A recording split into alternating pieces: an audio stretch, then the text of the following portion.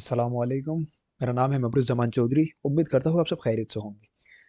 तो हम क्या पढ़ रहे थे लास्ट क्लास में? हम देख रहे थे अकाउंटिंग रेशियोज़। तो अकाउंटिंग रेशियोज़ में हमने क्या-क्या देखा है? कौन-कौन सा किया है? अकाउंटिंग रेशियोज़ में हमने देखा था कि liquidity ratio, solvency ratio, activity ratio, profitability और लेवरेज रेशियो ये सब होता है। और हमने थोड़ा बहुत सीखा भी था कि लिक्विडिटी रेशियो क्या होता है, सॉल्वेंसी क्या होता है। तो एक बार चलिए थोड़ा सा रिवीजन भी कर लेते हैं। लिक्विडिटी रेशियो क्या होता है? लिक्विडिटी और सॉल्वेंसी जो है ना, सॉल्वेंसी दोनों में हम क्या चेक करते हैं कि कंपनी का रिपेएबल कैपेसिटी क्या चेक करते हैं? रिपेएबल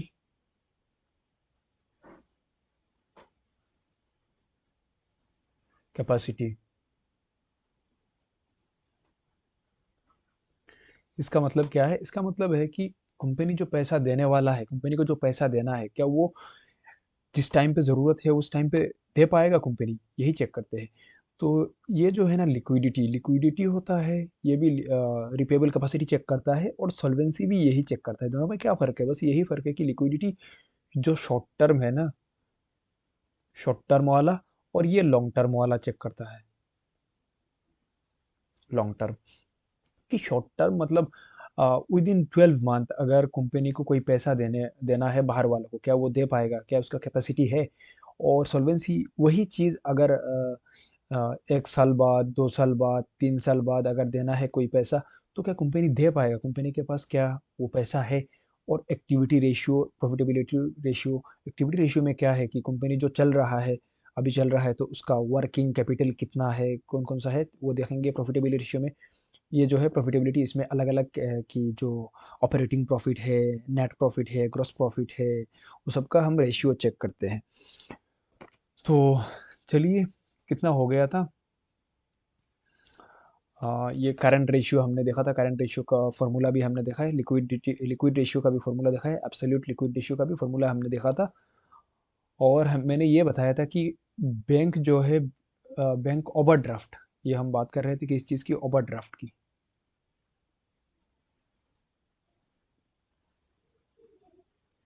बैंक ओवरड्राफ्ट क्या होता है? किसी के बैंक अकाउंट में अगर पैसा ना भी है फिर भी वो थोड़ा ज़्यादा वो कर सकता है, विड्रॉ कर सकता है, अगर उसका क्या है, करंट अकाउंट है।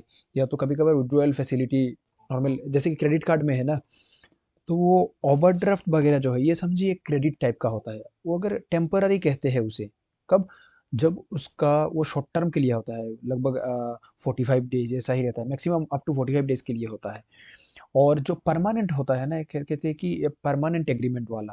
ये परमानेंट का मतलब ये है कि ये लॉन्ग टर्म के लिए, इसमें कोई डेट का लिमिट नहीं रहता कि इतने दिन के अंदर देना है, उतने दिन के अंदर देना है। ये लॉन्ग टर्म तक चलेगा। ये क्या होता है, ये आपका जो सैलरी, आपका इनकम, कोई भी रेगुलर इनकम है, उससे डिडक्ट होता रहता है। ये एक लोन टाइप बन जाता है। ठीक है। और ये क्या कह रहा था, ये जो है अगर टेम्पररी वाला है, तो ये क्या होता है, कभी आपका जो करंट लाइबिलिटी है उस पे ऐड होता है। और अगर परमानेंट वाला है, वो करंट लाइबिलिटी पे ऐड नहीं होता। करंट लाइबिलिटी पे ऐड नहीं होता। क्यों? करंट का मतलब है शॉर्ट, करंट का मतलब क्या है? Short term. तो जो टेम्पररी वाला है वो विद इन 45 डेज, ये शॉर्ट टर्म ही हुआ। और परमानेंट वाला मैंने क्या कहा, उसका कोई ड्यूरेशन नहीं होता, ये लंबा चलता है, तो ये करंट पे नहीं आएगा क्योंकि ये लॉन्ग टर्म है। ठीक है, तो ये क्लोजिंग करंट लाइबिलिटी पे ऐड नहीं होता। ये नॉन करंट पे ऑफ कोर्स जाएगा। हमने क्वेश्चन भी करा था करंट रेशियो वाला, करंट रेशियो निकाला था हमने। करंट रेशियो हो गया था, यहाँ तक हमने किया था। तो आज हम करेंगे यहाँ से शुरू।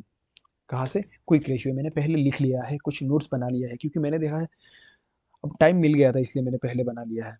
क्योंकि ये जो है ना, ये लिखने में और साथ साथ बोलने में, हाँ मैनेज तो होता है, लेकिन टाइम फिर भी मैंने देखा है ऐसे टाइम ज़्यादा हम यूटिलाइज कर पाएंगे, इसलिए मैंने बना लिया था।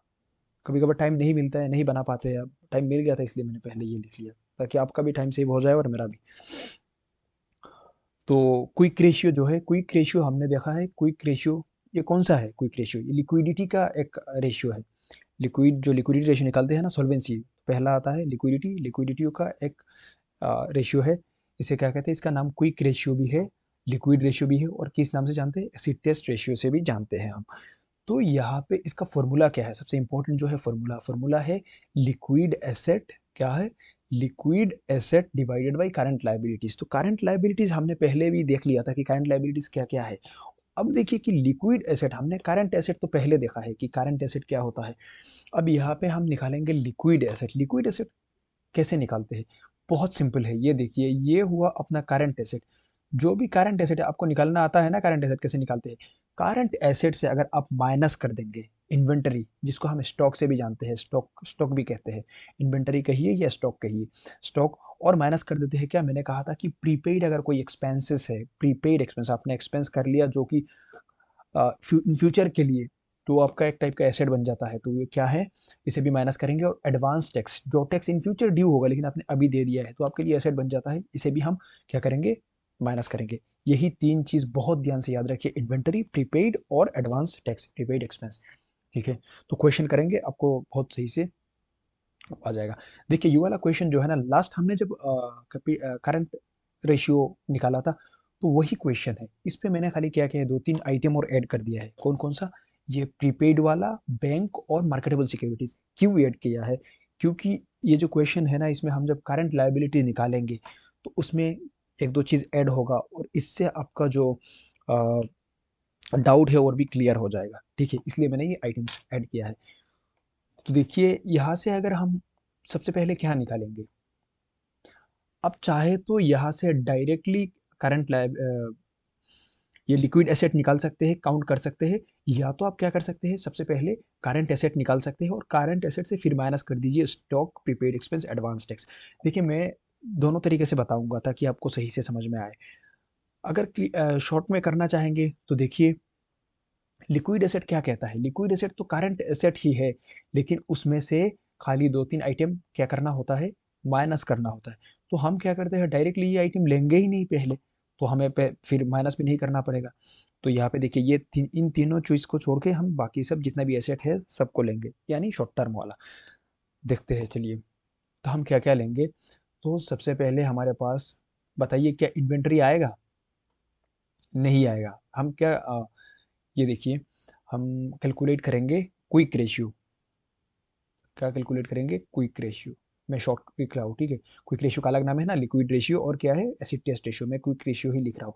तो क्विक रेशियो का फॉर्मूला क्या है, लिक्विड एसेट्स डिवाइडेड बाई क्या है, करंट लाइबिलिटीज।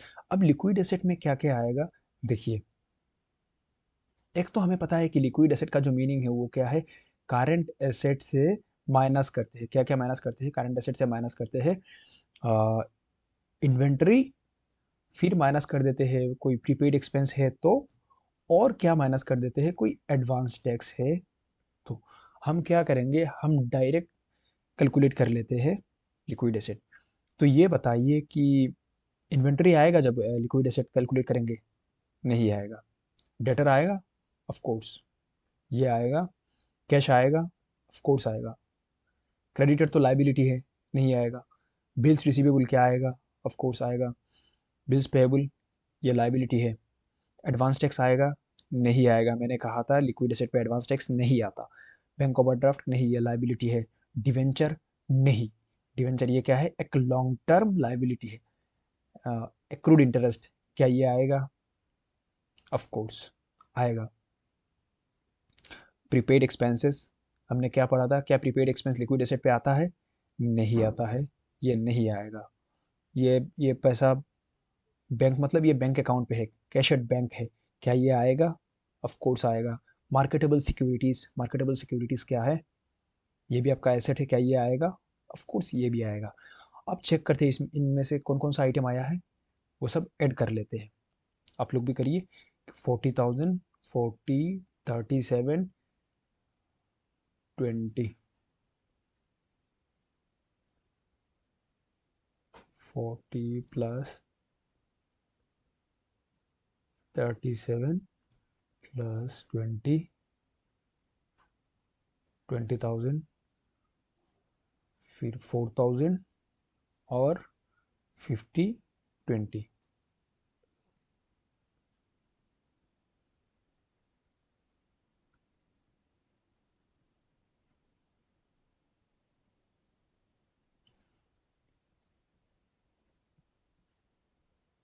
ये सब।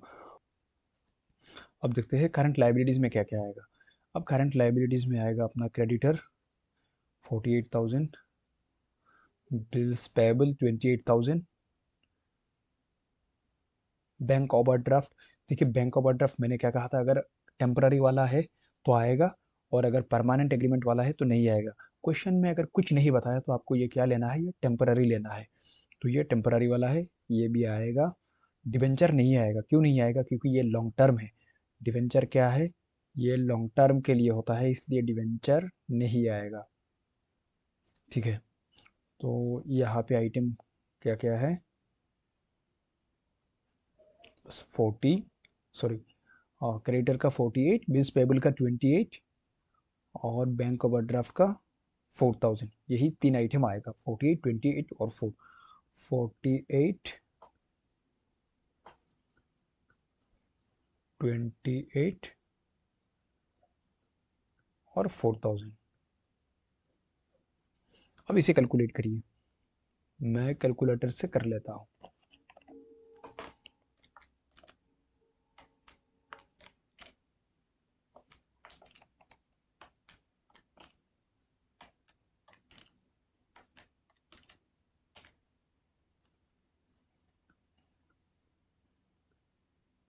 171,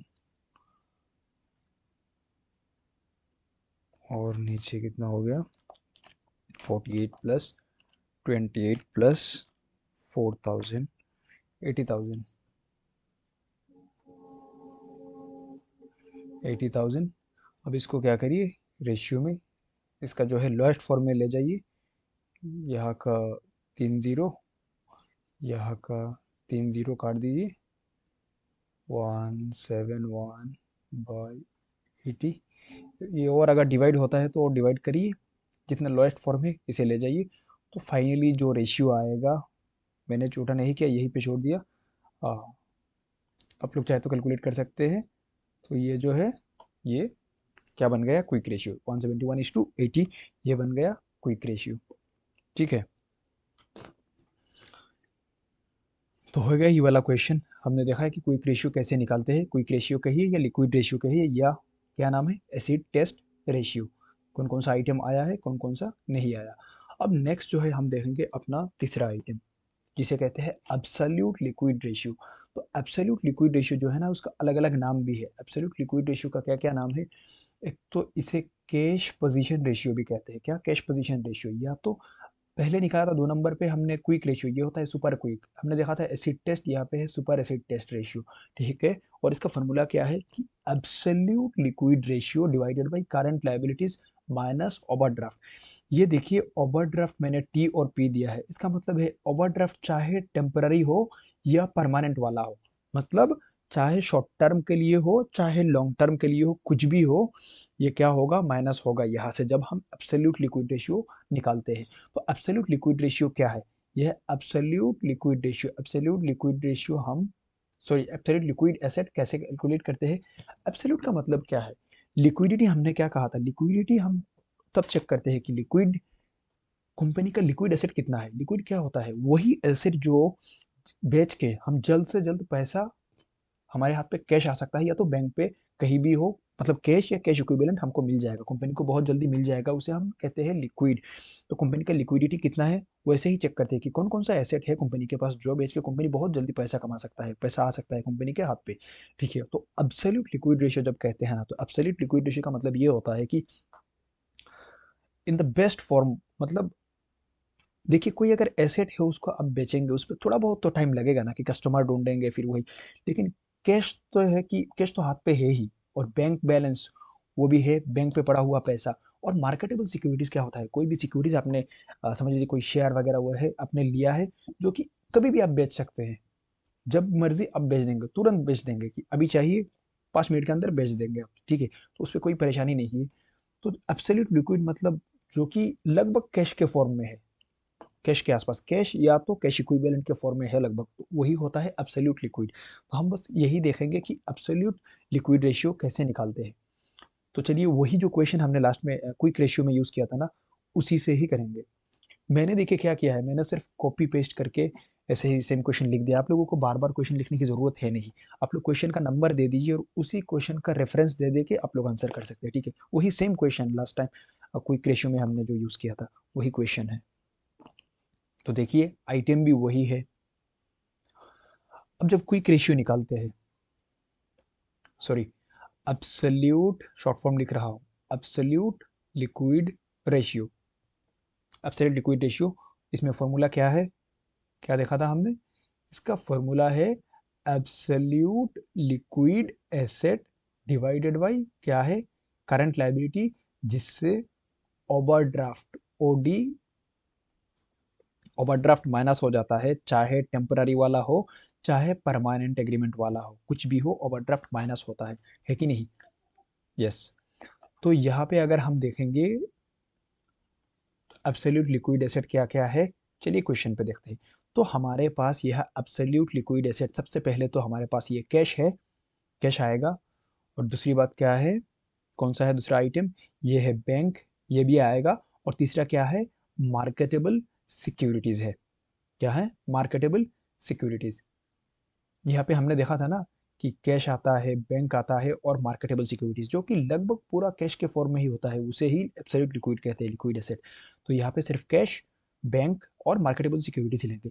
तो सर ये बताइए कि हम डेटर क्यों नहीं लेंगे, ये भी तो एसेट है, बिल्स रिसीवेबल क्यों नहीं लेंगे, ये भी तो एसेट है, क्योंकि डेटर से हम जब भी मांगेंगे वो तो पैसा दे देगा नहीं, अगर किसी ने नहीं दिया, बैड डेप्ट हो गया, तो बिल्स रिसीवेबल, आपके पास बिल्स रिसीवेबल है, जब भी आप जमा करेंगे आपको पैसा मिल जाएगा, नहीं इसका भी कोई मैच्योरिटी डेट होता है ना बिल रिसीवेबल का, तो इससे पहले आपको नहीं मिल सकता। तो ये सब कुछ प्रॉब्लम्स है इसमें कि वो आपको तुरंत पैसा नहीं मिलेगा, इसलिए ये एब्सोल्यूट लिक्विड एसेट में नहीं आता है। तो एब्सोल्यूट लिक्विड एसेट में यही आएगा, कैश आएगा, बैंक आएगा और मार्केटेबल सिक्योरिटीज। तो देखिए क्या क्या है, 37,000 है, 50,000 है और 20,000। 37, 50 और 20,000। और करंट लाइबिलिटी से हम क्या माइनस करते हैं, ओवरड्राफ्ट। तो देखिए नेक्स्ट जो लास्ट क्वेश्चन था ना, लास्ट क्वेश्चन में हमारा करंट लायबिलिटी कितना आया था, यहाँ से शॉर्टकट डायरेक्ट डाल लेते हैं। करंट लायबिलिटी आया था हमारा टोटल, ये 80,000 आया था, ये 48, 28 और 4,000 कौन कौन सा आइटम था, ये था हमारा क्रेडिटर का, बिल्स पेएबल का और ओवरड्राफ्ट का, ठीक है, क्या था, ओवरड्राफ्ट का था। तो हमने पहले, देखिए अगर आप इसे एक्सक्लूड करके, ओवरड्राफ्ट को एक्सक्लूड करके अगर कैलकुलेट करेंगे तो क्रेडिटर और बिल्स पेएबल ही आएगा डायरेक्ट, जब हम क्या कैलकुलेट करते हैं, एब्सोल्यूट लिक्विड रेशियो। और अगर आपने पहले कैलकुलेट कर लिया करंट लायबिलिटी, तो समझ लीजिए जैसे कि हमने लास्ट क्वेश्चन से उठाया, करंट लायबिलिटी हमारे पास था 80,000, तो यहाँ से क्वेश्चन क्या कहता है, क्या माइनस करो, इससे माइनस कर दो ओवरड्राफ्ट। तो ओवरड्राफ्ट कितना है, ओवरड्राफ्ट है हमारे पास कितना, 4,000 का, तो हम ये ओवरड्राफ्ट माइनस कर देंगे। ये तो हो गया एक सिस्टम। और अगर आपको डायरेक्टली कैलकुलेट करना है, तो यहाँ पे क्या कहा, करंट लायबिलिटी से ओवरड्राफ्ट माइनस करो। हम क्या करेंगे, जब कैलकुलेट करेंगे ओवरड्राफ्ट कैलकुलेट ऐड ही नहीं करेंगे, तो माइनस भी नहीं करना पड़ेगा, हम क्या करेंगे कि डायरेक्ट क्रेडिटर और ये इन दोनों को ही ऐड करेंगे खाली। देखिए कितना होता है, 40, 60, दोनों को ऐड करेंगे तो 76,000 हो जाएगा।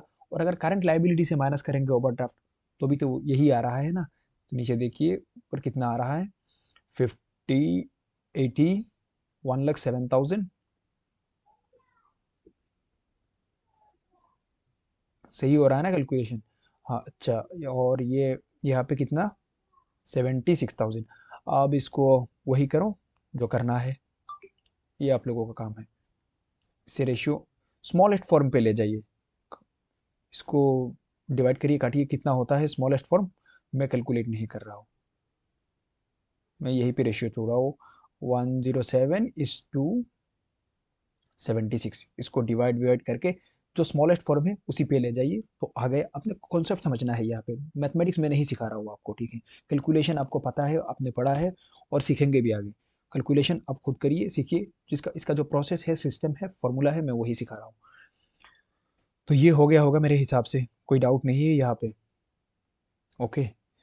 तो हमारा क्या ख़त्म हो गया, ये कंप्लीट हो गया लिक्विडिटी रेशियो। क्या क्या था क्वेश्चन पे, देख लेते हैं।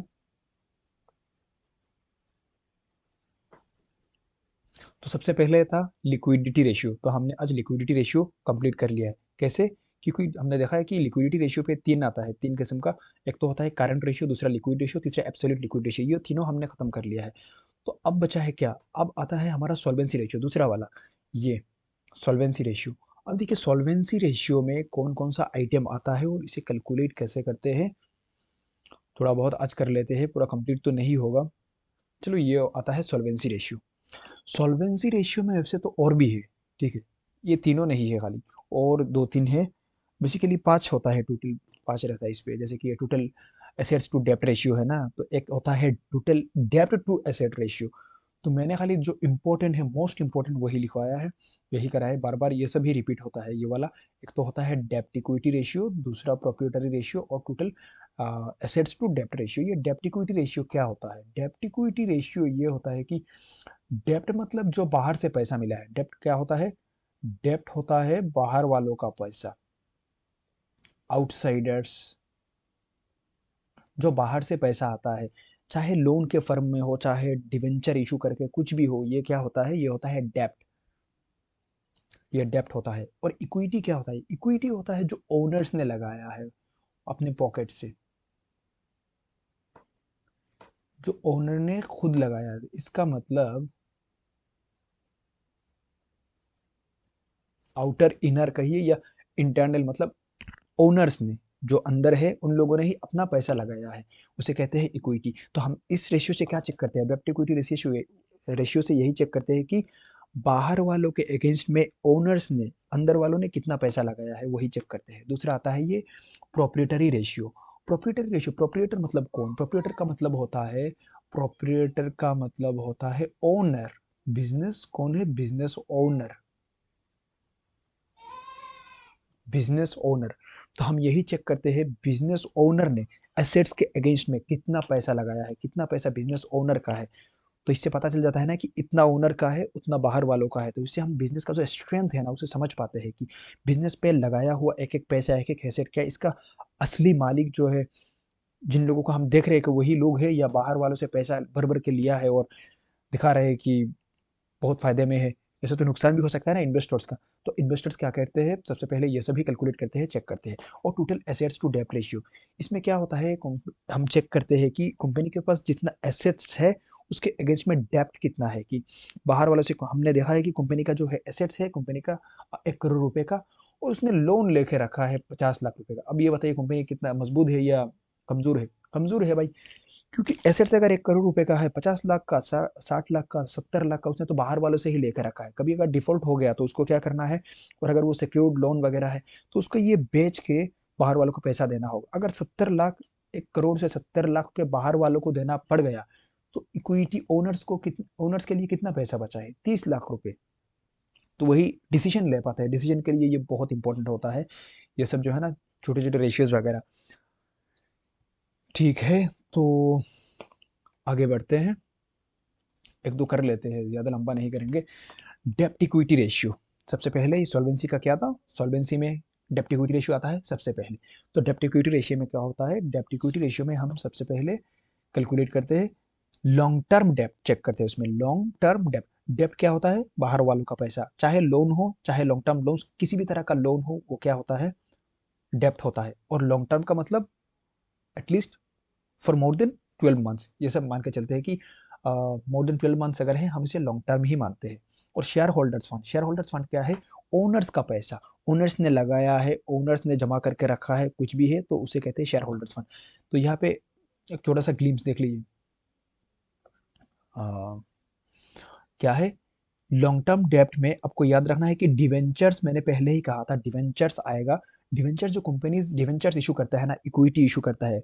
इक्विटी में क्या क्या है? या तो प्रिफरेंस होगा, नॉर्मल इक्विटी, या तो डिवेंचर, एक डिवेंचर इशू करता है। डिवेंचर वालों को कैसे देता है? डिवेंचर्स, वो डिवेंचर इशू करेगा बाहर वाले उस डिवेंचर के अगेंस्ट में। डिवेंचर के जो इसका एक फेस ऑलवेज ना एक फिक्स्ड इंटरेस्ट रहता है कि 12% डिवेंचर, 10% डिवेंचर, 15% डिवेंचर, हम आगे चल के देखेंगे। तो उस डिवेंचर पे क्या होता है? इंटरेस्ट रेट जो है ना, वो फिक्स्ड रहता है। जो डिवेंचर होल्डर होते हैं, जो इन्वेस्ट करते हैं, उनको हर महीने क्या होता है? हर साल उनको एक फिक्स्ड इंटरेस्ट मिलता रहता है, जब तक उनको वो पैसा, जो प्रिंसिपल अमाउंट उन लोगों ने इन्वेस्ट किया है, वो नहीं मिल जाता। जैसे कि समझ लीजिए ये एक बैंक का सेविंग जो फिक्स डिपॉजिट है ना, फिक्स डिपॉजिट टाइप का होता है। फ़र्क यही होता है कि बैंक में जो फिक्स डिपॉजिट का पैसा होता है ना, वो आपको जो मैच्योर हो जाता है उसी वक्त एक साथ मिलता है आपका प्रिंसिपल अमाउंट इंटरेस्ट के साथ। लेकिन डिबेंचर के केस में ये ऐसे नहीं होता है। डिबेंचर के केस में आपको इंटरेस्ट मिलता रहता है, और एट द एंड अगर 10 साल के लिए इन्वेस्ट किया है, 15 साल के लिए इन्वेस्ट किया है, जब आप डिबेंचर सरेंडर कर देंगे या जब आपका वो रिडीम्शन का पीरियड आ जाएगा, उस वक्त आपको प्रिंसिपल अमाउंट मिल जाएगा। और लॉन्ग टर्म लोन, ये लॉन्ग टर्म लोन चाहे आपने बैंक से लिया हो, चाहे कोई भी किसी भी फाइनेंशियल इंस्टीट्यूशन से लिया हो, कहीं से भी लिया हो, तो ये होता है लॉन्ग टर्म लोन। ठीक है, ये लॉन्ग टर्म डेब्ट हो गया। अब ये है share holders fund. Share holders fund में क्या क्या आता है? इक्विटी तो क्या कहा, जो शेयर होल्डर अपने पॉकेट से पैसा लगाते हैं उसे क्या कहते हैं? शेयर।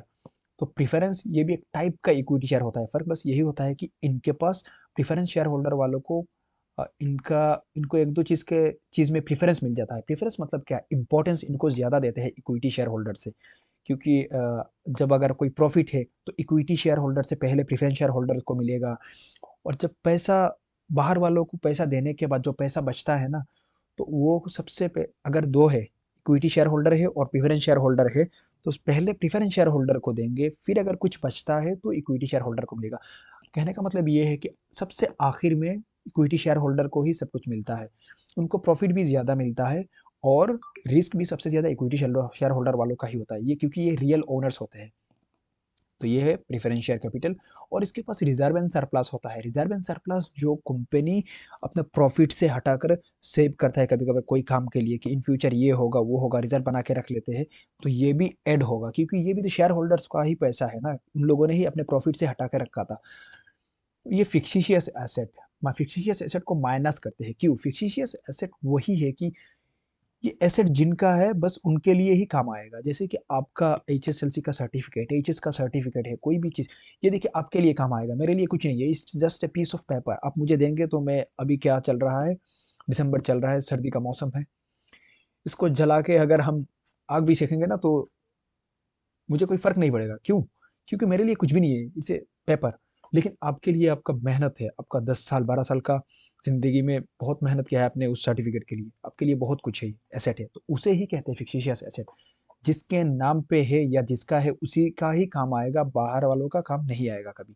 और non realizable asset, non realizable assets वही है, ऐसा भी कुछ एसेट्स होता है ना जिसको हम कभी बेच नहीं सकते। वो एसेट तो है लेकिन बेच नहीं सकते। जैसे मूवीज वगैरह में है ना, नहीं नहीं बताते, चलो थोड़ा ऑफेंसिव हो जाएगा मुझे लगता है वो वर्ड। ये नॉन रियलाइजेबल एसेट्स है। एसेट है लेकिन वो बिकता नहीं है, उसका कोई रियल वैल्यू नहीं है। ठीक है। अब आइए, ये क्वेश्चन है, आप लोग नोट कर लीजिए कि कैलकुलेट डेप्ट इक्विटी रेशियो। यहां से हम क्या करेंगे? डेप्ट इक्विटी रेशियो कैलकुलेट करेंगे।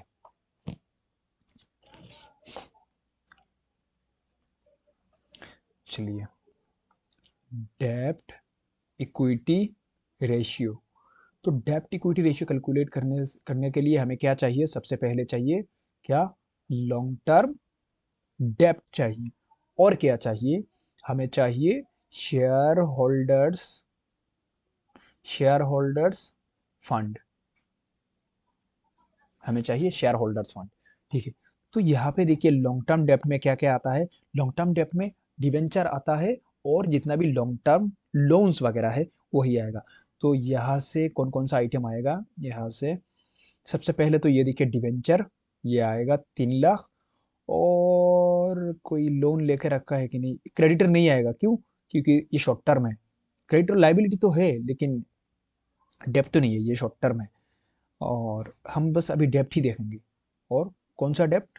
Long term, specially long term. तो डिवेंचर आएगा और ये लॉन्ग टर्म लोन, देखिए यही दो आइटम आएगा। तो ये हो गया 3 लाख और ये 50,000, कितना आएगा टोटल? 3,50,000। कैसे आया? 3 लाख का डिवेंचर, 50,000 का लोन। और share holders fund, share holders fund में क्या क्या आएगा ये बताइए? शेयर होल्डर्स फंड में अगर आप फॉर्मूला देखेंगे, फॉर्मूले से आप ये यहाँ से भी अगर समझ में नहीं आ रहा हो तो मेमोराइज कर लीजिए, और मेरे से समझ में आ जाना चाहिए। शेयर होल्डर्स फंड मतलब जो शेयर होल्डर्स ने, जो असली ओनर है, उन लोगों का पैसा। ये इक्विटी भी आता है इसमें, प्रीफरेंस भी आता है। प्रीफरेंस और इक्विटी का डिफरेंस मैंने बता दिया है। रिजर्व क्यों आता है ये भी बता दिया है, क्योंकि वो प्रॉफिट से हटा के फिर सेव करते हैं, इसलिए फिक्सिशियस एसेट क्यों माइनस होगा ये भी बता दिया है। और नॉन रियलाइजेबल एसेट ये भी बता दिया है क्या मीनिंग है। तो चलिए इस बेसिस पे हम यहाँ से क्या क्या उठाएंगे, ये हमारे पास ये आएगा कि नहीं? हाँ, ये आएगा। इक्विटी शेयर ये भी आएगा, ये दो आइटम। और क्या डेटर आएगा? नहीं आएगा। क्यों नहीं आएगा? क्योंकि ये डेटर जो है क्या है?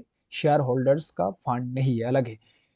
हम खाली वही देखेंगे जो बिजनेस ओनर्स का पैसा या तो उन्होंने लगाया है या उन लोगों को मिल रहा था फिर भी इन लोगों ने लिया नहीं, वो कंपनी में रख लिया है, जैसे ये प्रॉफिट। अच्छा ये देखिए, ये यहाँ पे सीआर है, सीआर का मतलब क्या है? क्रेडिट है। क्रेडिट मतलब प्रॉफिट है, तो ये भी आएगा। अच्छा ये अगर डीआर होता ना, डीआर का मतलब क्या है? मैंने अगर यह ऐसे लिख देता कि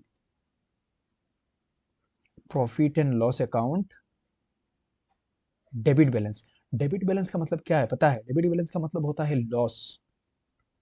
डेबिट बैलेंस का मतलब होता है लॉस। जैसे यहाँ पे क्रेडिट बैलेंस है, क्रेडिट बैलेंस क्या है? प्रॉफिट है। और डेबिट बैलेंस का मतलब होता है लॉस। ये भी आपको समझ में आना चाहिए। ओके,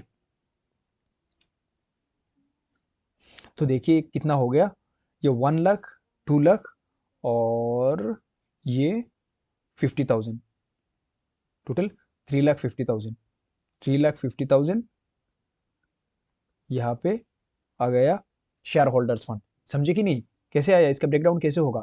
1 लाख का प्रिफरेंस शेयर, 2 लाख का इक्विटी शेयर, और 50,000 का क्या? और 50,000 का प्रॉफिट एंड लॉस का प्रॉफिट। तो ये अब यहाँ से कैलकुलेट करेंगे हम डेब्ट इक्विटी रेशियो। बहुत आसान। क्या क्या आएगा इसका? तो 1:1 ही आएगा, है कि नहीं? कितना आएगा? 1:1 हो गया डेब्ट इक्विटी रेशियो। कोई कंफ्यूजन नहीं है? नहीं। तो चलिए आगे बढ़ते हैं, और एक देख लेते हैं, टाइम है क्या? हाँ, लास्ट एक देख लेते हैं। ये प्रोprietary डेब्ट इक्विटी रेशियो हो गया। तो प्रोprietary रेशियो देख लेते हैं। प्रोप्रिएटरी मैंने क्या कहा था? प्रोप्रिएटर कौन होता है? जो बिजनेस का ओनर होता है उसे क्या कहते हैं? प्रोप्रिएटर कहते हैं। तो प्रोप्रिएटरी रेशियो कैसे निकालते हैं? Share holders fund divided by क्या? Share holders fund divided by total assets. तो शेयर होल्डर्स फंड, ये देखिए शेयर होल्डर्स फंड मैं अलग से यहाँ पे नहीं बताऊंगा। क्यों नहीं बताऊंगा? क्योंकि यहाँ पे शेयर होल्डर्स फंड आपने देख लिया है कि कैसे निकालते हैं। फॉर्मूला भी मैंने बता दिया है कि क्या क्या आएगा उसमें। फॉर्मूला तो नहीं है कि आइटम कौन कौन सा आता है। और टोटल एसेट्स क्या है? टोटल एसेट्स कितना है? चलिए वही सेम क्वेश्चन, उसी से ही हम ये वाला सॉल्व करेंगे। प्रिफरेंस है, इक्विटी है, डिवेंचर्स है, creditor, debtor, profit and loss का प्रॉफिट है, लॉन्ग टर्म लोन भी है। चलिए प्रोप्रिएटरी रेशियो क्या करना है? प्रोप्रिएटरी रेशियो पीआर कैलकुलेट करना है। क्या कैलकुलेट करना है? Proprietary ratio PR, proprietary ratio. तो इसका फॉर्मूला क्या था? Share holders fund divided by total assets. Total assets, ठीक। तो शेयर होल्डर्स फंड अब यहाँ से उठाएंगे। शेयर होल्डर्स फंड क्या क्या है? लास्ट क्वेश्चन से अगर हम देखेंगे, कितना था शेयर होल्डर्स फंड? 3,50,000। तो सेम क्वेश्चन है, इसका मतलब क्या है? यहाँ पे भी 3,50,000 ही आएगा। तो शेयर होल्डर्स फंड 3,50,000 आ गया। अब इंटरेस्टिंग बात यही है, यहाँ पे तो कोई टोटल एसेट हम जब निकालेंगे ना, ये यहाँ पे डायरेक्ट तो नहीं दिया हुआ है। ये देखिए टोटल एसेट दिया हुआ है कि नहीं? यहाँ पे टोटल एसेट्स नहीं है। हमको निकालना पड़ेगा यहाँ से कैलकुलेट। बहुत ध्यान से देखिए, यहाँ पे आप लोग गलती करेंगे। कैसे गलती करेंगे? याद है मैंने पहले पढ़ाया था, आप लोग जब पढ़ रहे थे। ये मेरे हिसाब से चौथा या पांचवा लेक्चर में मैंने ये कहा था कि ये अगर एक बैलेंस शीट है, क्या है ये? एक बैलेंस शीट है। बैलेंस शीट का जो राइट साइड है इसमें रहता है एसेट, और लेफ्ट साइड में क्या रहता है? लाइबिलिटी रहता है। और हमेशा हमें पता है कि लाइबिलिटी इक्वल टू एसेट होता है। और ये टोटल की बात कर रहा हूँ। टोटल लाइबिलिटी इक्वल टू क्या होता है? टोटल एसेट्स होता है। और ये लाइबिलिटी जो है ना, इसका दो हिस्सा होता है। एक होता है इंटरनल, यानी इक्विटी, जो मालिक ने पैसा, कैपिटल कैपिटल। और एक होता है बाहर वालों का। एक होता है बाहर वालों का, जो आउटर, बाहर वालों का, एक्सटर्नल, बाहर वालों का पैसा होता है। ठीक है। और इसमें करंट, नॉन करंट सब कुछ आएगा। क्या आएगा? करंट, नॉन करंट, यानी शॉर्ट टर्म, लॉन्ग टर्म वगैरह सब कुछ यही आएगा। तो बेसिक फंडा यही समझना है कि total liability equal to total assets. तो यहाँ पे देखिए, अगर आप एसेट्स ढूंढने जाएंगे ना, तो आपको एसेट्स नहीं मिलेगा। तो भैया हम यहाँ से एसेट कैसे निकालेंगे? एसेट्स तो हमें चाहिए ही। क्यों? टोटल एसेट्स इस फॉर्मूले पे टोटल एसेट्स की ज़रूरत है, इसका मतलब हमें टोटल एसेट्स चाहिए भी। तो हमको ये देखना है, हम बस यही करेंगे, सबसे पहले अपना जितना क्या है लाइबिलिटी है, लाइबिलिटी कैलकुलेट कर लेंगे। तो देखिए क्या क्या लाइबिलिटी कितना है। लाइबिलिटी प्रेफरेंस शेयर मतलब क्या है, ये बिजनेस का कैपिटल है ना, कंपनी का कैपिटल है, इसका मतलब ये लाइबिलिटी है। इक्विटी ये भी पैसा क्या है, लाइबिलिटी है। क्यों, बिजनेस ओनर्स का पैसा है। और मैंने हमेशा से कहा है कि ये क्या होता है, कैपिटल हमेशा लाइबिलिटी होता है। डिवेंचर, बाहर वालों से पैसा लिया हुआ है, डिवेंचर इशू किया है, ये भी लाइबिलिटी है, ये भी आएगा। क्रेडिटर ये क्या है, ये भी एक लाइबिलिटी है, ये भी आएगा। शॉर्ट टर्म हो लॉन्ग टर्म हो हम सब कैलकुलेट करेंगे, क्योंकि हमें टोटल एसेट्स निकालना है। Total assets equal to total liability होता है। हमारे पास यह एसेट ज़्यादा नहीं है, एक ही एसेट पड़ा हुआ है, तो इससे हम नहीं निकाल सकते हैं true value of total assets, मतलब ये वाला। तो इससे हम नहीं निकल सकते हैं ना, तो हम कैलकुलेट करेंगे अलग से कितना होता है टोटल एसेट्स। तो उसके लिए हमें कैलकुलेट करना चाहिए लाइबिलिटी सबसे पहले। और ये प्रॉफिट एंड लॉस का क्रेडिट बैलेंस, क्या ये आएगा, ऑफ कोर्स ये भी आएगा। देखिए ये भी समझ लीजिए, प्रॉफिट एंड लॉस अकाउंट में अगर क्रेडिट बैलेंस है ना, तो ये क्या होता है, ये लाइबिलिटी होता है। यानी बिजनेस का प्रॉफिट हमेशा लाइबिलिटी होता है। प्रॉफिट इक्वल टू बिजनेस का प्रॉफिट लाइबिलिटी होता है। ये क्या होता है, लाइबिलिटी। अरे भैया ये क्यों, प्रॉफिट तो एसेट होना चाहिए ना। नहीं, सुनिए, आप और बिजनेस अलग है। क्यों, आपने जो पैसा लगाया है बिजनेस पे, वो आपका पैसा है, बिजनेस का नहीं। अब जब मांगेंगे वो बिजनेस को देना पड़ेगा, इसलिए। और ये जो प्रॉफिट है ना, ये प्रॉफिट किसने कमाया है, कमाया तो बिजनेस ने है, लेकिन है किसका, आपका है। तो आपने बिजनेस पे अभी के लिए रख लिया है, अब जब मांगेंगे बिजनेस को कि मेरा प्रॉफिट मुझे लौटाओ, बिजनेस को देना पड़ेगा, इसलिए। और ये बुक्स जो है ना, ये आपका खुद का बुक्स नहीं है, ये बिजनेस का बुक्स बन रहा है। ये जो फाइनेंशियल स्टेटमेंट बनता है ना, ये बिजनेस के व्यू पॉइंट से बनता है, इसलिए ये प्रॉफिट जो है लाइबिलिटी साइड पे ही दिखता है, क्योंकि ये बिजनेस का लाइबिलिटी है। बिजनेस ने आपका पैसा रखा है, अब जब मांगेंगे बिजनेस को देना पड़ेगा, इसलिए ये लाइबिलिटी है, समझे। और अगर लॉस होता तो ये एसेट होता। प्रॉफिट लॉस क्या होता है, लॉस एसेट है, ये भी जान लीजिए कि लॉस एसेट होता है। क्यों, क्योंकि जो पैसा गवाया है बिजनेस ने, वो पैसा किसका है, बिजनेस ने गवाया तो, लेकिन ये पैसा आपको देना पड़ेगा, आपको भरपाई करनी पड़ेगी, बिजनेस को देना पड़ेगा। बिजनेस कहता है नुकसान हुआ है, पैसा दो, तुम भरपाई करो, तो आपको देना पड़ेगा कभी ना कभी। तो ये बिजनेस के लिए एसेट होता है। बिजनेस कभी कंप्रोमाइज़ नहीं करता अपने पैसों के लिए, जितना उसका है वो अपने पास ही रखता है। चाहे एक्स्ट्रा किसी ने दिया हो तो उसका भी हिसाब रखेगा, और किसी को दिया है तो उसका भी हिसाब रखेगा अपने व्यू पॉइंट से, ठीक है। लॉन्ग टर्म लोन, क्या ये आएगा, हाँ ये भी लाइबिलिटी, क्योंकि इन फ्यूचर इसे भी तो देना पड़ेगा ना, ये भी लाइबिलिटी है। तो हम कैलकुलेट करते हैं, ये देखिए हमारा कितना आता है टोटल लाइबिलिटी। टोटल लाइबिलिटी आ जाएगा 1 lakh plus 2 lakh plus 3 lakh plus 50,000 भी आएगा, प्लस प्रॉफिट एंड लॉस का 50,000 भी आएगा, और लॉन्ग टर्म का 50,000 भी आएगा। बहुत बढ़िया अमाउंट आया है, कितना, 7,50,000। अब ये देखिए, हमें तो चाहिए टोटल एसेट्स चाहिए, और हमने निकाला क्या है, हमने निकाला है टोटल लाइबिलिटी। टोटल लाइबिलिटी कितना आया है, टोटल लाइबिलिटी आया है हमारा 7,50,000। क्यों निकाला है, क्योंकि टोटल एसेट्स यहाँ पे कुछ नहीं दिया हुआ है, हमें नहीं पता, हम यहाँ से कैलकुलेट नहीं कर सकते, क्योंकि एक छोटा सा खाली एक डेटर का अमाउंट दे दिया है, इसे तो नहीं पता चलता है ना कि टोटल एसेट्स। तो हमने रियल वैल्यू निकाला है, और total assets equal to total liability, ये हमें पता है कैसे होता है, मैंने अभी बताया है। तो इसका मतलब आपका यह कितना आएगा, 7,50,000 ही आएगा। 7,50,000 अगर आया, तो उसको आप क्या करिए, शॉर्टेस्ट फॉर्म में ले जाइए, काट पीट करिए, जो है कितना आता है, 35 डिवाइडेड बाई 75। ये थोड़ा आसान लग रहा है, राउंड फिगर में कर देता हूँ, ठीक है आप लोगों के लिए। हाँ, ये हो जाएगा 7, ये कितना आएगा भैया, 15, ठीक है। तो इसका जो रेशियो है, ये रेशियो कितना बन गया है, इसका रेशियो बन गया है 7:15। करेक्ट है ना, हाँ करेक्ट तो होना चाहिए।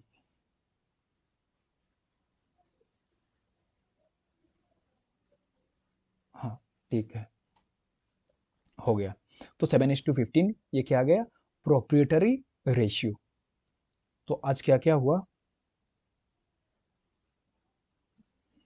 ये सॉल्वेंसी रेशियो में हमने क्या किया, डेप्ट इक्विटी रेशियो कर लिया, और प्रोप्रिएटरी रेशियो भी कर लिया है। Total assets to dept, total assets to डेप्ट बचता है, तो वो कल करेंगे, ठीक है। एक बचा है, और बाकी अपना जो एक्टिविटी रेशियो वगैरह है ना, वो भी देखेंगे। तो आज के लिए बस इतना ही। अगर कोई डाउट है ज़रूर पूछिए, मैं कल ये फिर शुरू करने से पहले आप लोगों का डाउट क्लियर कर दूंगा सबसे पहले, फिर नया शुरू करेंगे टॉपिक। ठीक है, अल्लाह हाफिज़, फिर मिलते हैं कल नया वीडियो के साथ, नया टॉपिक के साथ।